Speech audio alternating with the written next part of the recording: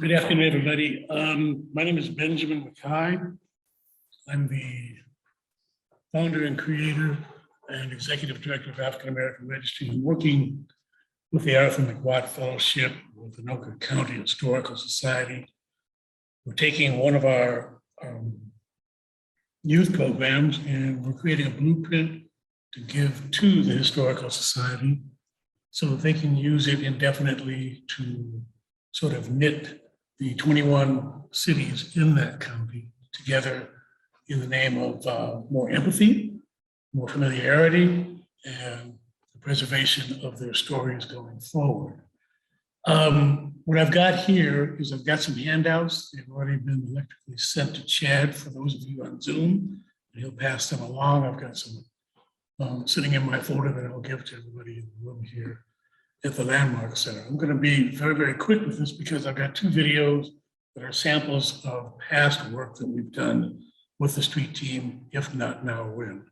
And one of them has to do with our very first one done in 2013, which featured middle school kids from Zion Synagogue in St. Paul with some elders from Missouri and from Jacksonville, Florida, to share stories about the connectivity and the relationship that the Jewish community has historically with the African American community.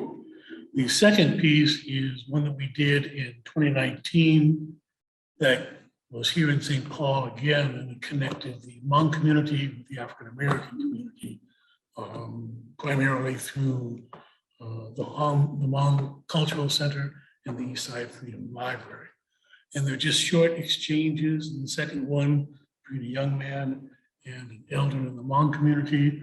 The reason I'm using these pieces is one will give you an overview of what the young people have gotten out of it in the past. And the second one is important because one of the things that we find as we move along in the 8 to 12 week program is that suddenly people who never knew each other beforehand get to know each other and they find out that there's more commonality between them than differences. And we find that very refreshing, very rewarding. And the upside of it is we've obviously recorded these two, and that's what they'll be doing in Anoka, is recording them for posterity to be used in the Historical Society. So with that in mind, I'll play the first one. It's an introduction, more or less. And then before I go on to the next one, I'll explain some other things that we're doing specifically with the Anoka County Historical Society. So this one is pretty self-explanatory, and neither one of them are more than 4 minutes long.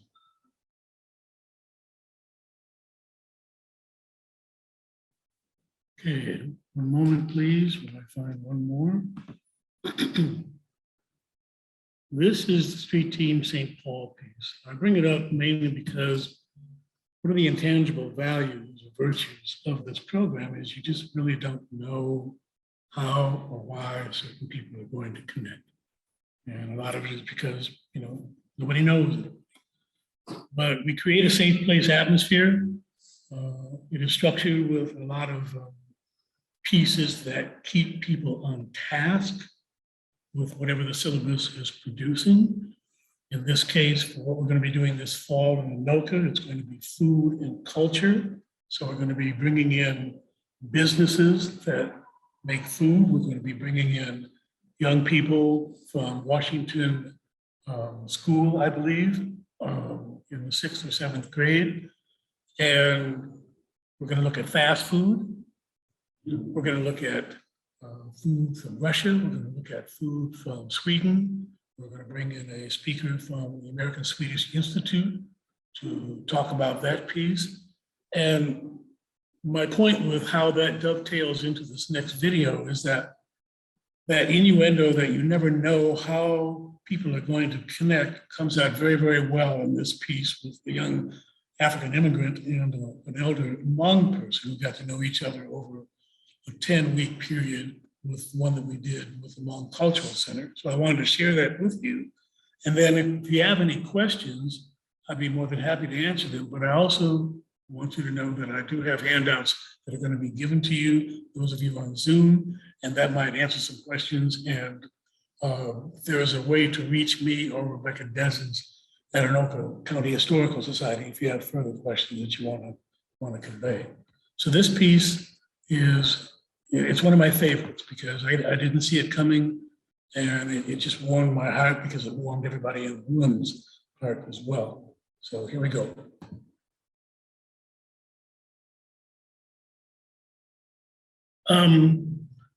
Starting the end of October, we're going to do 8 weeks in Anoka, and we're really enthused about how things are going to shake themselves out.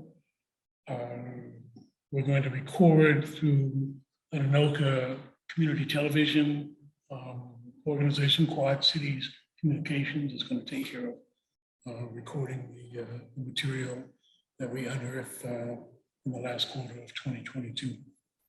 And so that's what we're planning. If you have any questions or comments, I'm all ears.